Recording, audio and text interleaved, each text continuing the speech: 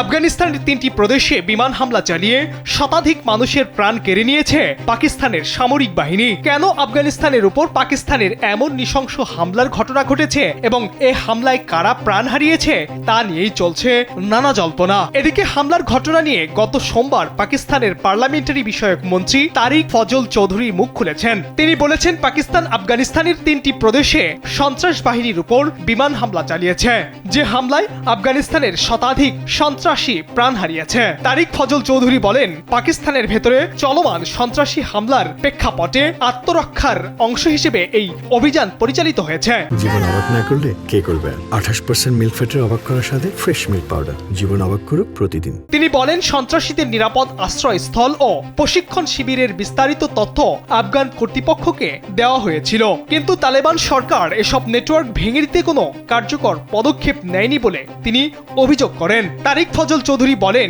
আফগানিস্তানের সব অভিযানই নির্ভুল গোয়েন্দা তথ্যের ভিত্তিতে পরিচালিত হয়েছে। এ হামলায় কোনো বেসামরিক নাগরিককে লক্ষ্যবস্তু করা হয়নি বলেও তিনি দাবি করেন। অন্যদিকে তিনি অভিযোগ করে বলেন, পাকিস্তানে সংগঠিত সব সন্ত্রাসী হামলার মূল সূত্র আফগানিস্তান থেকে পরিচালিত হচ্ছে, যা পাকিস্তান আর সহ্য করবে না।